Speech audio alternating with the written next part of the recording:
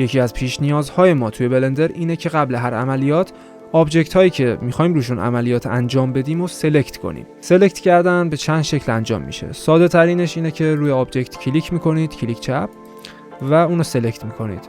هر جای دیگه ای سلکت کنید این آبجکت دی سلکت میشه.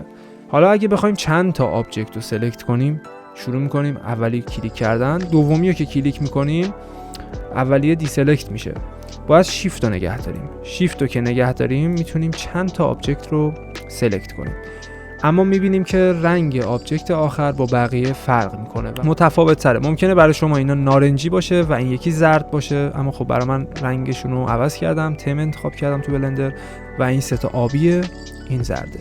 در واقع وقتی چند تا آبجکت انتخاب میکنید، آخرین آبجکتی که روش کلیک میکنید میشه اون لیدر سلکت، اون توی لایه بالا قرار میگیره و الان نمیخوام راجبش بپردازم که چه استفاده هایی داره، اما یادتون باشه این مورد که آخرین جایی که سلکت میکنید عملیات یا آپشنی که بخواید به یه آبجکت اضافه کنید، چون چند تا آبجکت روی این آبجکت اضافه میشه و این آبجکت مبدأ و منشأ ماست. ما چندین روش برای سلکت کردن آبجکت ها داریم. یکی از ساده ترین راهش اینه که کلیک کنید. حرکت دیگه‌ای که میتونیم بزنیم اینه که مثل توی دسکتاپ درگ کنیم و بکشیم انتخاب کنیم. هر چیزی که در واقع توی این باکس ما باشه سلکت میشه. بیو که بزنید هم به همین شکل همین اتفاق میفته، یا ابزارهای سلکت دیگه که داریم. سیو اگه بزنید مثل براش یک بار کلیک میکنید و هر جا بکشید همه آبجکت ها سلکت میشه.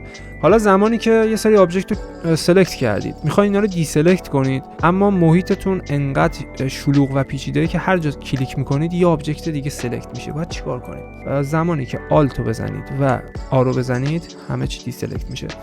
ما تو محیط ویندوز زمانی که کنترل آ رو میزنیم هر چی فایل توی اون فولدر هست یا اون محیط هست سلکت میشه. توی بلندر هم همین جوریه، ولی نیاز به گرفتن کنترل نیست.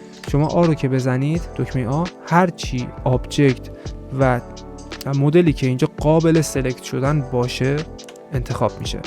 و اگه دو بار پشت سر هم آ رو بزنید، میبینید یه بار میزنید یه بار دیگه میزنید اتفاقی نمیافته وقتی پشت سرم، ولی اگه دو بار پشت سر هم بزنید دی سلکت میشه. کلید میانبر دیگه هم داره، اونم آلت آ هستش. اینجا ما یه سری ابزار داریم برای سلکت کردن. مثلا لسو رو داریم مثل توی فتوشاپ. اینجا میتونید یه شکل رو جا بذارید، به این شکل یه حلقه درست کنید و فقط اونایی که میخواین رو سلکت کنید. اینم که همون براشمون هست که میتونید اینجوری سلکت کنید. به غیر از این ابزار که دیفالت سلکتمون باکس سلکت هست، یه ابزار دیگه هم داریم به اسم تویک که زمانی که چیزی رو سلکت کنید میتونید حرکتش هم بدید به این شکل. راستی اینو یادم رفت، همونطور که میتونید شیفت رو نگه دارید تک تک اینا رو سلکت کنید، هر کدومشون رو دو بار پشت سر هم کلیک کنید، میبینید زرد میشه. یه بار کلیک میکنید، بار دوم که کلیک میکنید دی سلکت میشه و دوباره میتونید با یه بار کلیک کردن سلکتشون کنید و کلیک دوم دی سلکت.